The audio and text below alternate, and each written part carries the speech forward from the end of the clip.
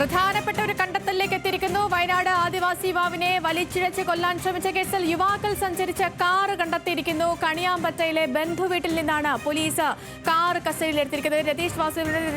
രതീഷ് വിവരങ്ങൾ. തീർച്ചയായും വളരെ നിർണായകമായ വിവരമാണ്. അല്പം മുമ്പാണ് ഈ കാറ് സൊലേരിയോ കാറ് നമ്മൾ നേരത്തെ പറഞ്ഞ കുറ്റിപ്പുറം രജിസ്ട്രേഷനുള്ള കാറ് കണ്ടെത്തിയിട്ടുള്ളത്. ഇവരുടെ യുവാക്കളിലെ ആരുടെയോ ബന്ധുവിന്റെ വീട്ടിൽ നിന്നാണ് ഇത് കണ്ടെത്തിയിട്ടുള്ളത്. കൂടുതൽ വിശദാംശങ്ങൾ പോലീസ് പുറത്തു പറഞ്ഞിട്ടില്ല. എന്തായാലും ഈ വളരെ പൊടുന്നനെ തന്നെ ഈ യുവാക്കളുടെ കണ്ടെത്താൻ കഴിയും, അറസ്റ്റ് രേഖപ്പെടുത്താൻ കഴിയുമെന്നാണ് പോലീസിന്. അതായത് പോലീസ് പ്രതികളിലേക്ക് എത്തുന്നു അല്ലേ? തീർച്ചയായും ഈ യുവാക്കളിൽ ഒരാളെ ബന്ധുവിന്റെ വീട്ടിലാണ് ഈ കാറ് ഇന്ന് കണിയാമ്പറ്റയിൽ ഈ മാനന്തവാടി ബത്തേരി റൂട്ടിലെ കൽപ്പറ്റ റൂട്ടിലെ കണിയാമ്പറ്റയിലാണ് ബന്ധുവീട്ടിലാണ് ഈ കാറ് കണ്ടെത്തിയത്.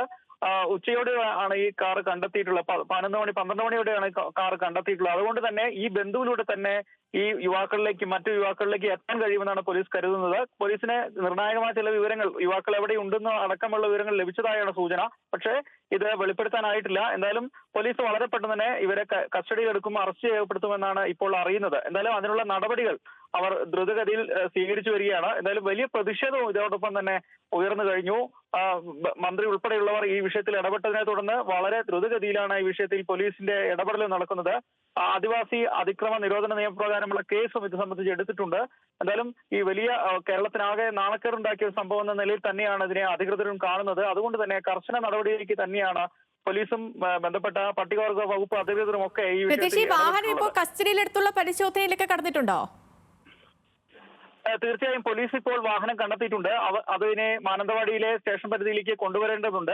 അത് സംബന്ധിച്ച് കൂടുതൽ പരിശോധന, ഈ അപകടമുണ്ടാക്കി വലിച്ചിഴച്ചതിനെ സംബന്ധിച്ചൊക്കെയുള്ള അത്തരത്തിലുള്ള ശാസ്ത്രീയ പരിശോധനകൾ കൂടി നടത്തേണ്ടതുണ്ട്. അതിനുള്ള നടപടിക്രമങ്ങൾ പോലീസ് പൂർത്തിയാക്കി വരികയാണ്. എന്തായാലും മാനന്തവാടി പോലീസ് സ്റ്റേഷനിലേക്കായിരിക്കും വാഹനം ഇപ്പോൾ കൊണ്ടുവരിക. സേതുലക്ഷ്മി. ശരി, കേരളം ലജ്ജിച്ച് തലതാഴ്ത്താൻ ഇടയാക്കപ്പെട്ട സംഭവമായിരുന്നു ഇത്. ആദിവാസി യുവാവിനെ 1/2 കിലോമീറ്ററോളം കാറിൽ വലിച്ചിഴച്ച അതിക്രൂരമായ സംഭവമാണ് ഇന്ന് അരങ്ങേറിയത്. അതിന്റെ ദൃശ്യങ്ങളാണ് നമ്മൾ കണ്ടതും ഒക്കെ. ഇപ്പോൾ ഈ വാഹനം കണ്ടെത്തിയിട്ടുണ്ട്. പോലീസ് അത് കസ്റ്റഡിയിലെടുക്കുന്ന നടപടികളിലേക്ക് പോലീസ് എത്തിയിട്ടുണ്ട്. ഇനി അറിയേണ്ടത് അതിൽ സഞ്ചരിച്ച ക്രൂരന്മാർ ആരൊക്കെയാണ്, ഇത്രയും വലിയ ക്രൂരത ചെയ്ത മനുഷ്യർ ആരൊക്കെയാണ് എന്നുള്ളതാണ് ഇനി കണ്ടറിയേണ്ടത്. എത്രയും വേഗം തന്നെ പോലീസ് അവരിലേക്ക് എത്തുമെന്ന് പ്രതീക്ഷിക്കാം. രതീഷ് വാസുദേവനാണ് വിവരങ്ങൾ നൽകിയത്.